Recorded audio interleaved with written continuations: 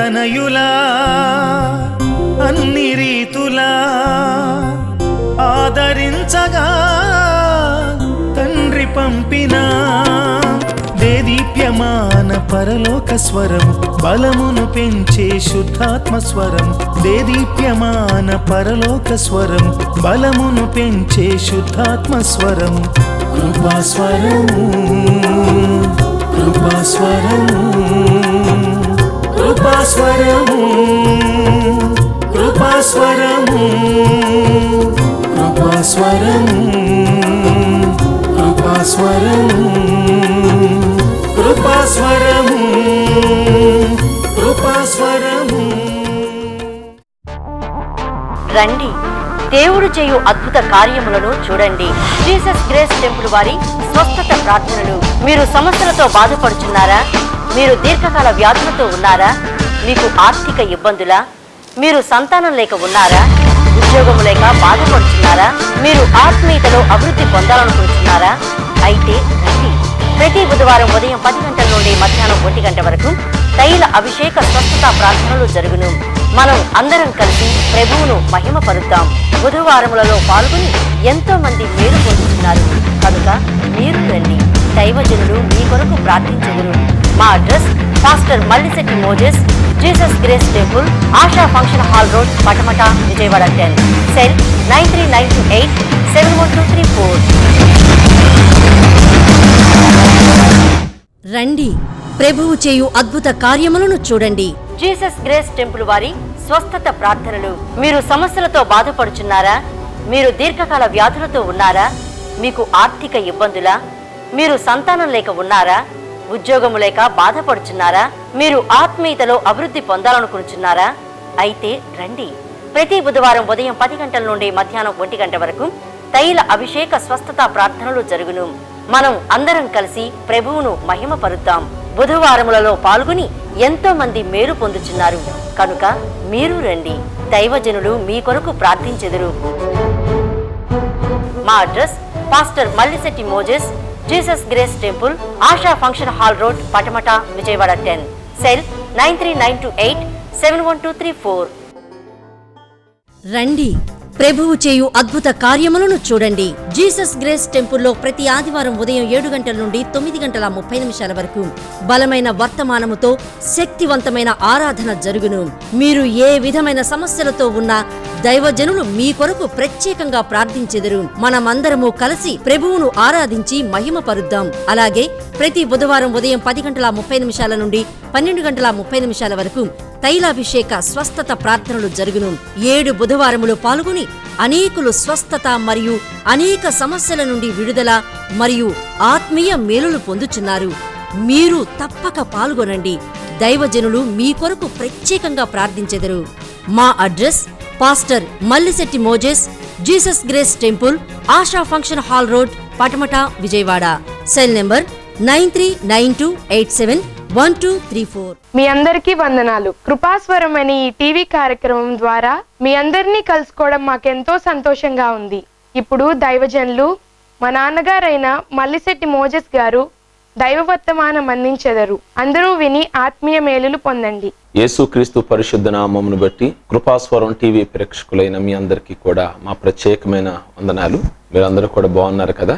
ఈ ప్రత్యేకమైనటువంటి సమయంలో దేవుని యొక్క వాక్యాన్ని మనం ధ్యానం చేద్దాము. పరమగీతములు 5వ అధ్యాయము 2వ వాక్యములో 4వ లైను మనం చదువుకున్నట్లయితే అక్కడ ఒక చక్కటి మాట రాయబడి ఉన్నది. నా తల మంచుకు తడిసినది, నా తల వెంట్రుకలు రాత్రి కొరియు చినుకులకు తడిసినవి అనే మాటను ఇక్కడ మనం చూడగలుగుతున్నాము. ఇక్కడ చదవబడిన మాటలను మనం గమనించినట్లయితే నా తల మంచుకు తడిచినది, నా తల వెంట్రుకలు రాత్రి కొరియు చినుకులకు తడిసినవి అని ఇక్కడ షూలమతి లేక సంఘము మాట్లాడుతున్నది. బైబిల్ గ్రంథములో మంచు అని అన్న, వర్షము అని అన్న పరిశుద్ధాత్మకు సాదృశ్యంగా ఉన్నాయి. బైబిల్లో మంచు, వర్షము, అలాగే అగ్ని, అలాగే గాలి, ఇలాగున పావురము, ఈ మాటలన్నీ మనం ధ్యానం చేస్తే పరిశుద్ధాత్మకు సాదృశ్యంగా ఉన్నాయి. ప్రభువైన యేసుక్రీస్తు ఆయన ఈ లోకములో నరవతారిగా ఉన్నప్పుడు, శరీరధారిగా ఉన్న దినాలలో ఆయన బాప్టిజం పొందడానికి యోర్దాను నదికి వచ్చారు. యోర్దాను నదికి వచ్చినప్పుడు అప్పటికి ఆల్రెడీ యోహాను బాప్టిజాలు ఇస్తున్నాడు.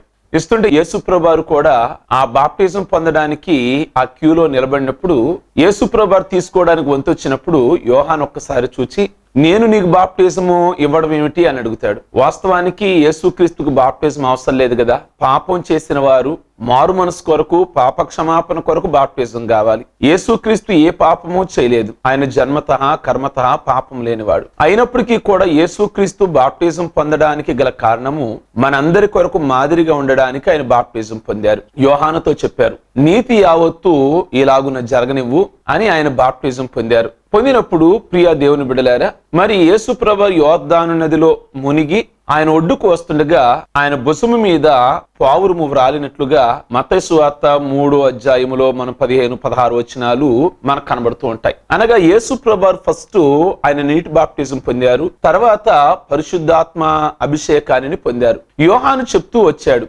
ఏమన్నాడు అంటే, నేను మీకు నీళ్లలో బాప్టిజం ఇస్తున్నాను గాని నా వెనక వచ్చిన వాడు అగ్నిలో బాప్టిజం ఇస్తాడు. 2 బాప్టిజాలు ఉన్నాయి ఇక్కడ. నీళ్ల ద్వారా తీసుకునే బాప్టిజం ఒకటి, అలాగే అగ్ని ద్వారా, అది నా వెనకున్నవాడు ఇస్తాడు అన్నాడు యోహాను. అనగా ప్రభు వచ్చిన తర్వాత ఇస్తాడు అని చెప్పాడు. అలాగే పరిశుద్ధాత్మ అభిషేకం కావాలి. ఒకటి నీటి మూలముగాను ఆత్మ మూలముగాను జన్మిస్తేనే గాని దేవుని రాజ్యానికి చేరలేరు అన్నారు. కనుక ఈ రోజున మీరందరూ కూడా బాప్టిజాన్ని పొందారు. అలాగే పరిశుద్ధాత్మ బాప్టిజం కూడా కావాలి. అనగా పరిశుద్ధాత్మను కూడా మనము పొంది ఉండాలి అని వాక్యం సెలవిస్తున్నది. ఈ పరిశుద్ధాత్మ అనేది బైబిల్లో ఇందాక మనం మాట్లాడుకున్న విధంగా మంచు ఆకారంతో ఉన్నది, పావురము ఆకారంతో ఉన్నది, అలాగే గాలి ఆకారంతో ఉన్నది, అగ్ని ఆకారంతో ఉన్నది.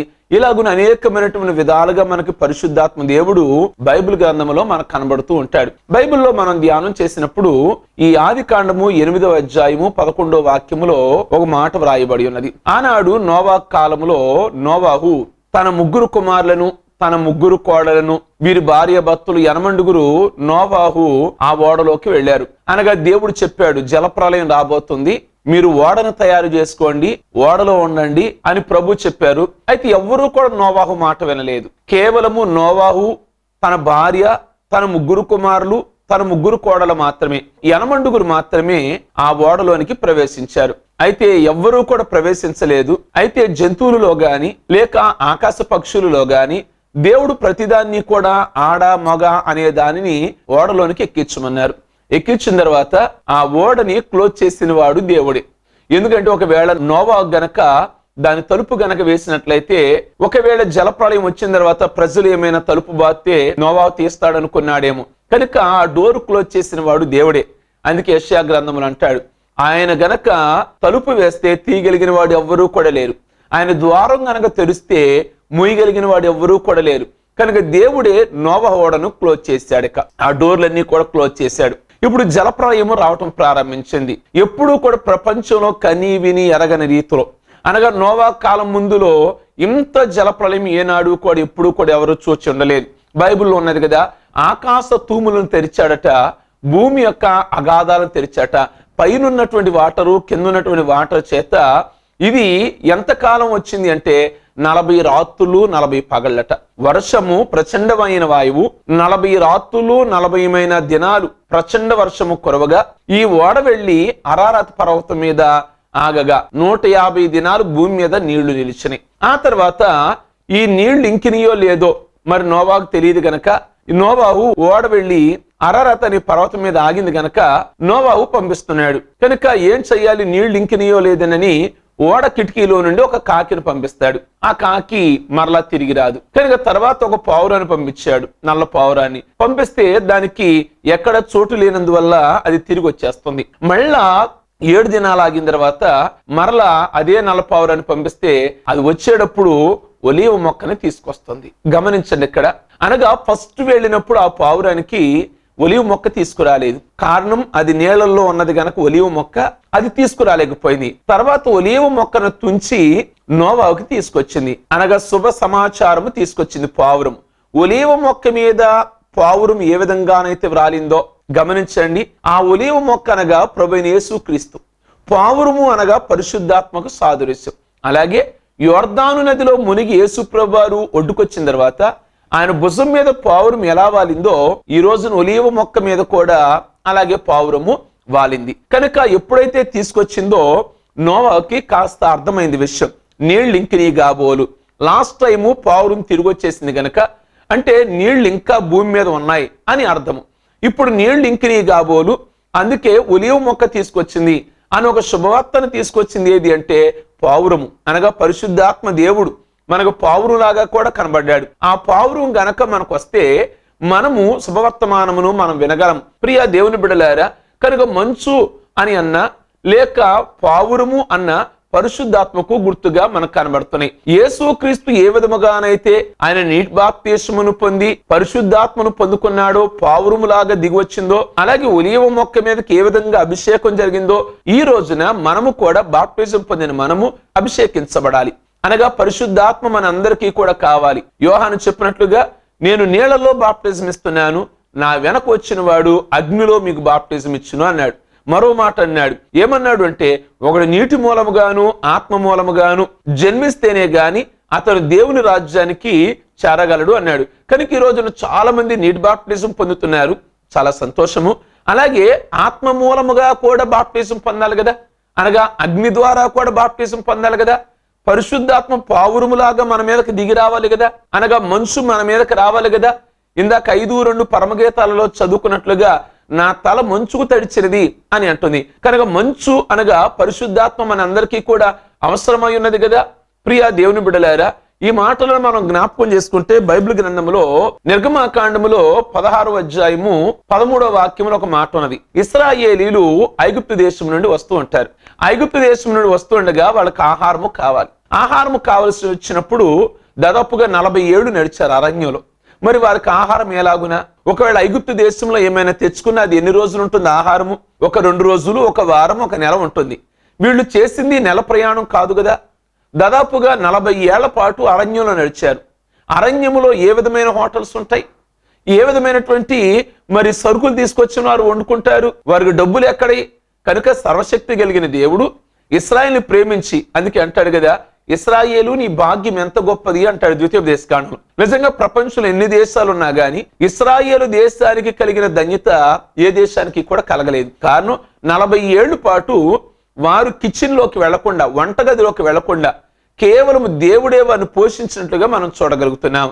కనుక మరి మా ఆహారం పరిస్థితి ఏమిటి అని ఇశ్రాయేలు అందరూ కూడా మోషే దగ్గరికి వస్తే, మోషే దేవుని సన్నిధానంలో ప్రార్థించాడు. దేవుని సన్నిధానంలో ప్రార్థించగా సాయంకాలం ఏమో దేవుడు వారికి పూరేడులు ఇచ్చాడు, అంటే పిట్టల మాంసాన్ని ఇచ్చాడు. ఉదయకాలం అయినప్పుడు వారి పాలెముల చుట్టూరు, వారి గుడారముల చుట్టూరు ఉదయకాలమే ఏమైనది అంటే మంచులాగా పడిందట.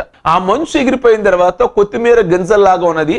వారు దానిని తినగలిగిన ఆహారముగా దేవుడిచ్చాడు. ప్రియా దేవుని బిడలారా, మంచు ఎగిరిపోతేనే గాని వారికి ఏమున్నది అంటే మన్నా. మన్నా అంటే ఇది ఏమి అని అన్నారు. కనుక దేవుడు వారికి ఏ విధమైన ఆహారం ఇచ్చాడు అంటే మంచు లేకుండా మన్నా లేదు. వారు తినవలసిన ఆహారం ఏది అంటే మంచులో దేవుడు వారికి మన్నాను ఆహారం ఇచ్చినట్లుగా మనం చూస్తున్నాం. మంచు ఎగిరిపోతేనే గాని మన్నా కనబడుతుంది. మనము ఆ నిర్గమాకాండంలో చూసినట్లయితే, అలాగే యేసు ప్రభువారు మనకు మన్నా అయి ఉన్నారు. మరి ఈ లోకానికి ఎలా వచ్చాడు ఆయన అని అంటే మత్తయి సువార్త 1వ అధ్యాయము 20వ వాక్యాన్ని గనక మనం గమనించినట్లయితే అక్కడ వ్రాయబడి ఉన్నది, యోసేపుతో అనగా మరియ భర్త అయిన యోసేపుతో దేవుని దూత మాట్లాడుతుంది. యోసేపు, నీ భార్య గురించి నువ్వు అనుమానించు మాకు, ఆవిడ కేవలము పరిశుద్ధాత్మ వలన ఆవిడ గర్భం ధరించినది. ఆ మాటలు మనం గమనిస్తే యేసు ప్రభువారు ఈ లోకానికి ఎలా వచ్చారు అంటే మంచులో మన్నా ఉన్నట్లుగా యేసు ప్రభువారు కూడా పరిశుద్ధాత్మ మూలముగా ఆయన గర్భం ధరించారు. యేసు ప్రభువారు ఏ విధంగా ఈ లోకానికి వచ్చారు అంటే ఒక తండ్రి ప్రమేయం వల్ల ఈ లోకానికి రాలేదు. ఒక యోసేపు తండ్రిగా ఈ లోకంలో యేసుక్రీస్తుకు లేడు. మరి మరియ గర్భం ఎలా ధరించింది? పరిశుద్ధాత్మ మూలముగా. ఆనాడు మంచులో మన్నా ఏ విధంగా ఉన్నదో పరిశుద్ధాత్మలో యేసుక్రీస్తు ఉన్నట్లుగా మనం ఇక్కడ దేవుని యొక్క వాక్యాన్ని చూడగలుగుతున్నాం. కనుక ఈ రోజున పరిశుద్ధాత్మ చేత మనం కూడా నింపబడిన వారుగా ఉండాలని దేవుని యొక్క లేఖనము సెలవిస్తున్నది.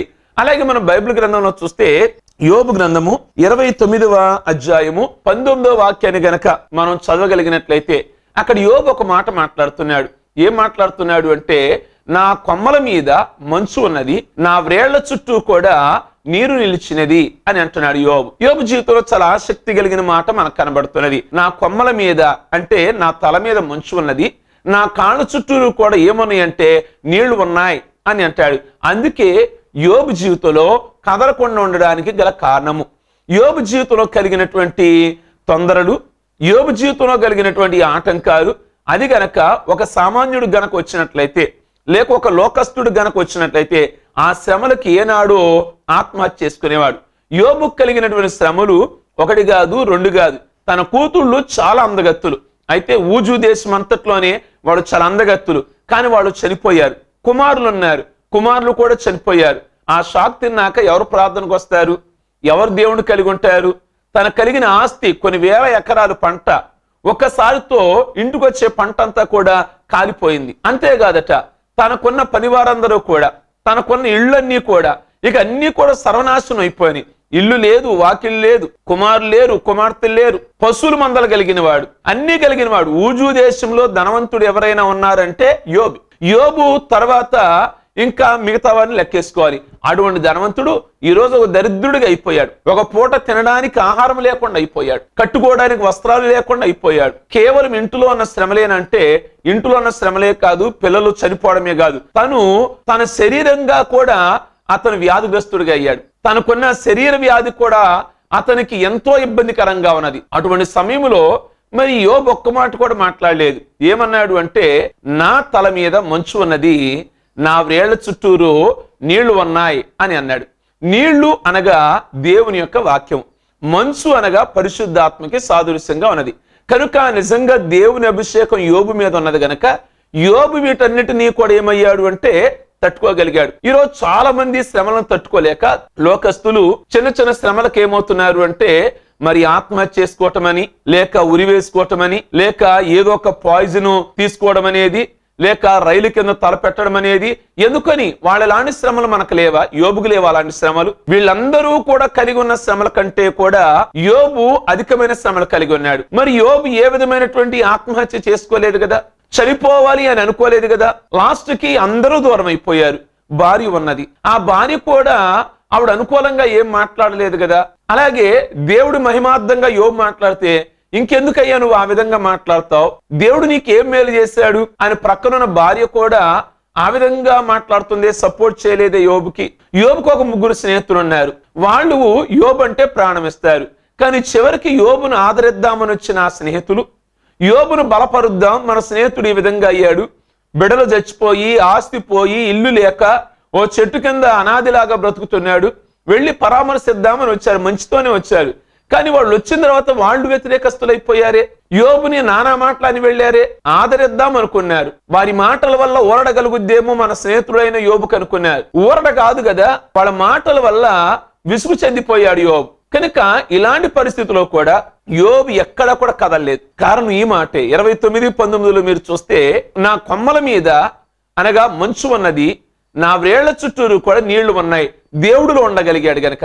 ఈ రోజు లోకంలో ఉన్నవారు దేవుళ్ళో లేరు గనక అనేకమైనటువంటి వాటికి ఏమవుతున్నారు అంటే వాళ్ళు కదిలిపోతున్నారు. ఈ రోజు దేవుడిలో మనం ఉండగలిగినట్లయితే ఎలాంటి శ్రమలైనా పరిశుద్ధాత్మ శక్తిని గనక నువ్వు కలిగి ఉన్నట్లయితే, అనగా వాక్యాన్ని నువ్వు గనక కలిగి ఉన్నట్లయితే, వాక్యం ఎప్పటికప్పుడు నిన్ను ఆదరిస్తుంది, వాక్యం ఎప్పటికప్పుడు నిన్ను బలపరుస్తుంది.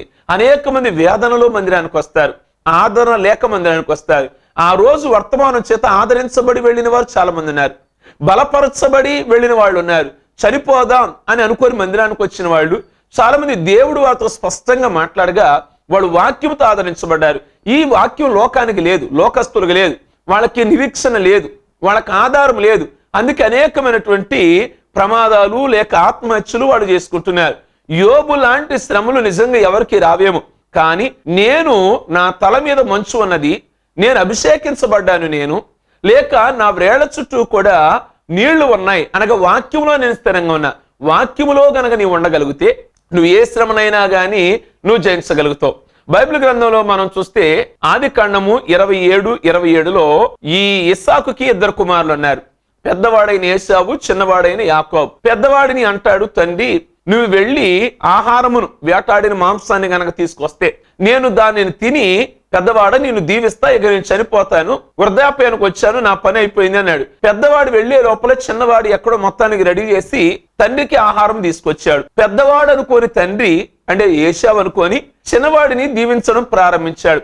27:27లో మీరు చదివితే అక్కడ ఏమన్నాడు అంటే, మరి నీ భూసారము మంచి మంచు ఉంటుంది, మంచి ఫలాలు ఇస్తుంది, నీ పొలం మీద మంచు ఉంటుంది అని ఆశీర్వదించాడు.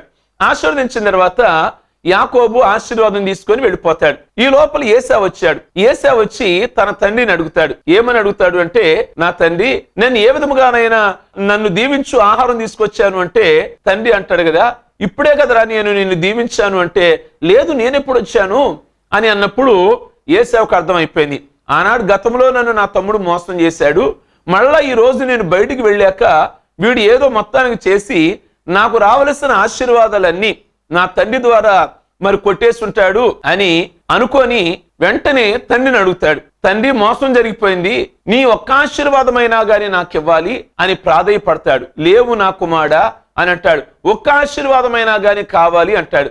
27వ అధ్యాయం ఆదికాండము 37-38 వచనాలు మీరు చదివితే ఏశావు బ్రతుకులాడడం ప్రారంభిస్తాడు.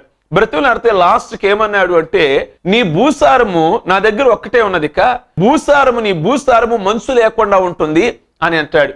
అనగా పొలం మీద ఏమి లేదు అంటే మంచు లేదు అన్నాడు. నిజమే, ఏశావు పొలాలు పండకుండా అయిపోయినాయి. యాకోబు పొలాలు దీవించబడ్డాయి, యాకోబు పొలాలు ఆస్వాదించబడ్డాయి, అభివృద్ధి చెందాయి. కానీ జీవితంలో ప్రియ దేవుని బిడ్డలారా, ఏశావు పొలానికి ఆశీర్వాదం లేదు, ఏశావు పొలానికి దేవుని లేదు. కనుక దేవుని యొక్క వాక్యాన్ని మనం చూస్తే సౌలు జీవితంలో కూడా 2 సమూయేలు 1:21 చూస్తే అక్కడ వాక్యం రాయబడి ఉన్నది, మీ మీద మంచు అయినను వర్షమైనను ప్రథమ ఫలార్పణకు తగిన పైరుగల చేలైనను